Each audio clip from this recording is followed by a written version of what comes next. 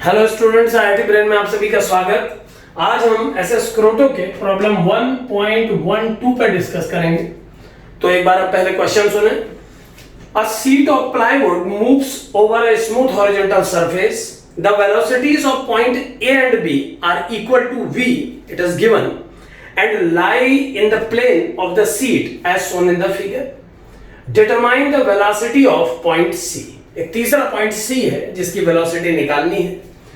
तो मैं एक बार डायग्राम आपके सामने रख रहा हूं, जो डायग्राम गिवन है प्रॉब्लम के साथ। ये एक आर्बिट्रेरी बॉडी है और ये समझे कि it is a sheet of plywood. ये इस प्लेन पे बैठा एक प्लाईवुड शीट है।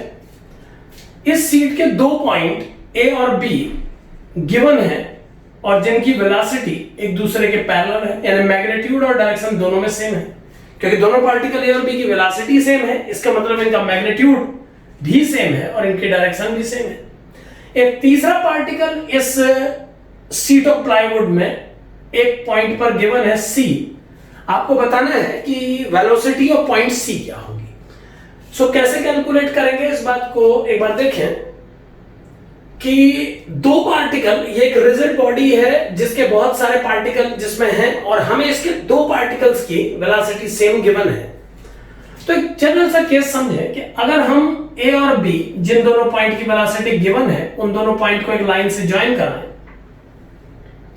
तो इनको ज्वाइन कराने पर इस वेलोसिटी का एक कंपोनेंट इस डायरेक्शन में आएगा और इस वेलोसिटी का भी एक कंपोनेंट इस डायरेक्शन में आ जाएगा। और चूंकि ये दोनों लाइनें पैरेलल हैं तो ये दोनों एंगल सेम होंगे। यानी वेलोसिटी का ये कंपोनेंट अगर ये एंगल थीटा है तो वेलोसिटी का ये कंपोनेंट v cos थीटा होगा, यानी सेम होगा। तो ये तो एक जनरल कंडीशन हो गई कि किसी भी रिजिड बॉडी में दो पार्टिकल को ज्वाइन कराने वाली लाइन के अलाउंग उनकी वेलोसिटी कंपोनेंट की वैल्यू सेम होनी ही चाहिए ना। अगर हम इसके सेकंड कंपोनेंट पे बात करें तो जो component in A B point को ज्वाइन कराने वाली लाइन के परपेंडिकुलर है वो v sin थीटा है दोनों पार्टिकल्स के लिए। सो इन दोनों पार्टिकल में किसी एक के रिस्पेक्ट में दूसरे की वेलोसिटी परपेंडिकुलर डायरेक्शन में भी जीरो है।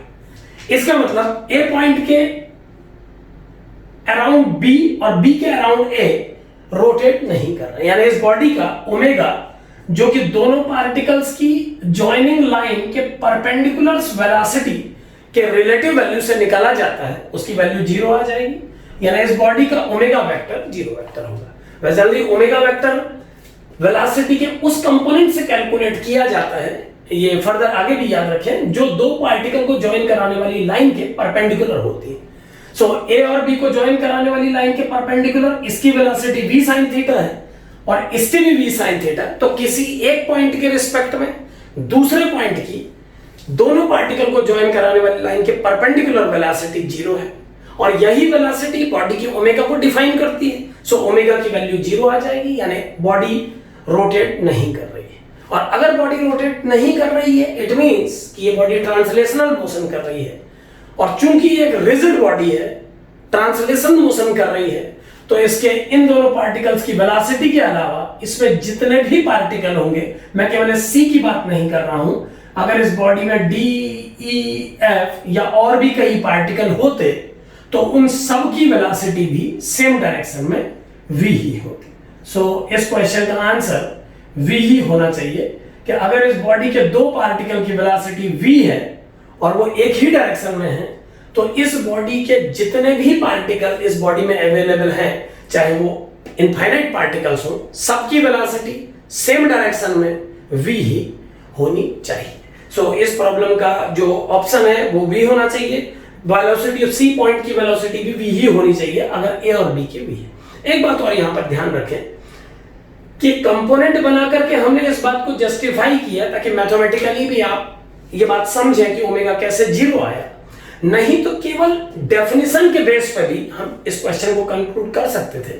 कैसे कंक्लूड करते, एक बात समझे नॉर्मल, कि अगर मैं आपके सामने सिंपल मैनर में किसी प्लेनर बॉडी के लिए रोटेशन और ट्रांसलेशन के डिफरेंस को बताने की कोशिश करूं तो मेरा सीधा स्टेटमेंट होगा कि ट्रांसलेशनल मोशन किसी प्लेनर बॉडी के लिए वो मोशन है, या ये किसी 3D बॉडी पर भी एप्लीकेबल है, बट अभी चूंकि एक प्लेनर बॉडी पर प्रॉब्लम पुट की गई है तो मैं एक प्लेनर बॉडी के रेफरेंस में बात करूंगा कि किसी प्लेनर बॉडी के सारे पार्टिकल अगर सेम वेलोसिटी से ट्रेवल कर रहे हैं तो वो मोशन ट्रांसलेशन है, और अगर किसी प्लेनर बॉडी के किसी पार्टिकल की वेलोसिटी किसी दूसरे पार्टिकल से मैच नहीं कर रही है तो वो रोटेशनल मोशन है।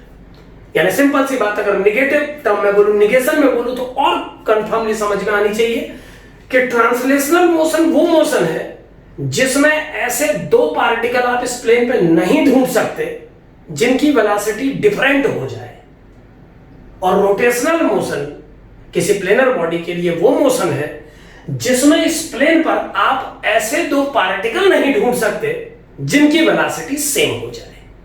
तो अगर इस डेफिनेशन को आप समझें तो क्लियरली ये बताया जा सकता था कि अगर दो पार्टिकल इस बॉडी के सेम वेलोसिटी से ट्रेवल कर रहे हैं तो ये ट्रांसलेशन ही हो सकता है। सो इसके सभी पार्टिकल की वेलोसिटी v ही होगी, सो c की वेलोसिटी भी v ही होनी चाहिए। Thank you.